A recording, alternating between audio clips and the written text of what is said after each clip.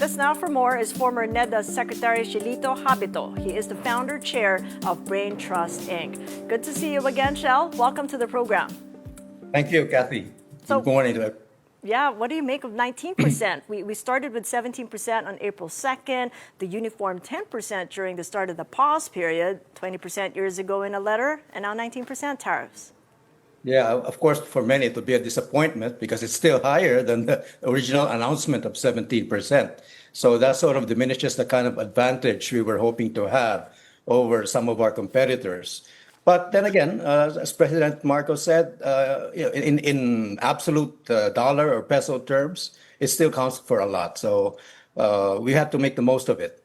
But really, what we have to do is shape up so that we can be cost competitive enough to be able to absorb that kind of tariff in our biggest foreign market, which is the United States.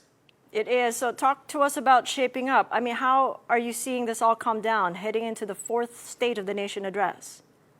Well, I've always been saying, and I write consistently about how agriculture needs the right kind of support. It's not the support that meant protection and insulating our domestic market from foreign competition, which is exactly what has made us vulnerable, by the way. This lack of competitiveness that was fostered by overprotectionism is what is getting back at us now. What we really need to do is to really help our farmers be as productive and as efficient and therefore as competitive as possible, and therefore be more resilient on tariff onslaughts like this that the U.S. has just put on us.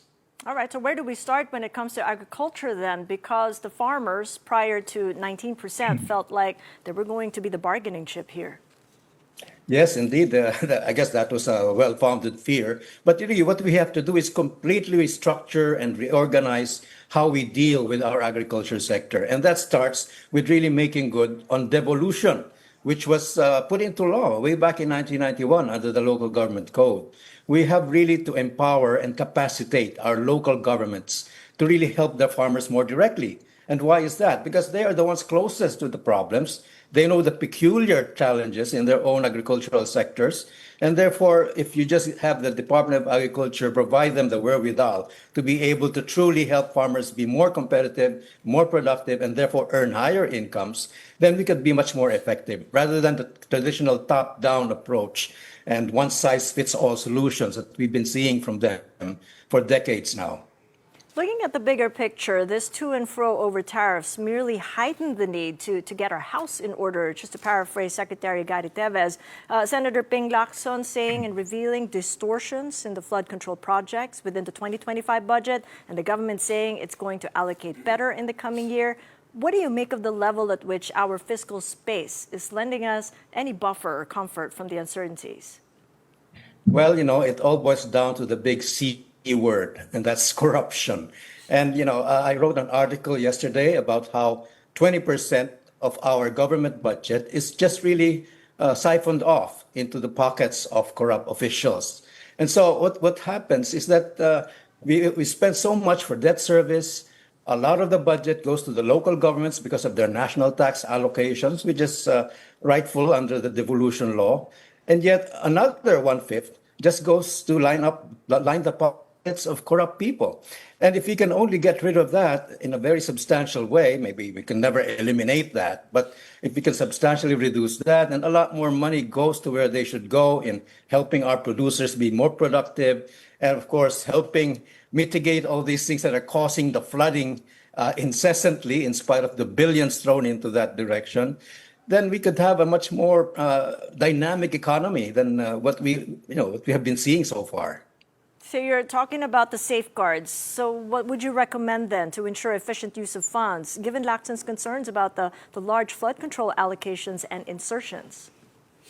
Well, unfortunately, our politicians do have the tendency to sort of, shall we say, I don't want to use a strong word, but mangle the bad budget that is actually determined from very careful programming exercises by the national government, especially by the executive.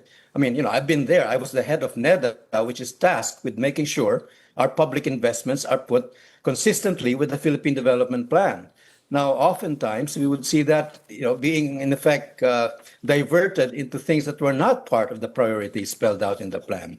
So in short, what we really need to do is to respect that public investment programming process and the associated budget allocations that go with that, rather than take liberties with the budget. And we know already what's been happening in recent years, especially in the past year, when the substantial tens of billions were really taken out from essential initiatives, including infrastructure and well-working social protection programs, and put more into the so-called ayuda type of programs, which obviously was motivated more politically than anything else.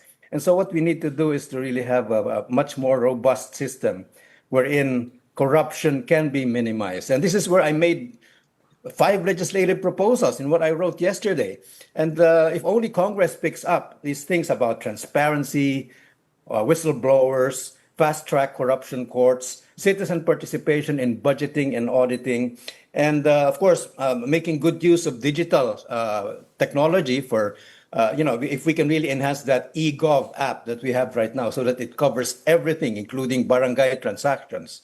Again, these are things that will go a long way towards really minimizing opportunities for corruption. It's a lot of homework for the 20th Congress, but just very quickly, what's a stronger word than mangled?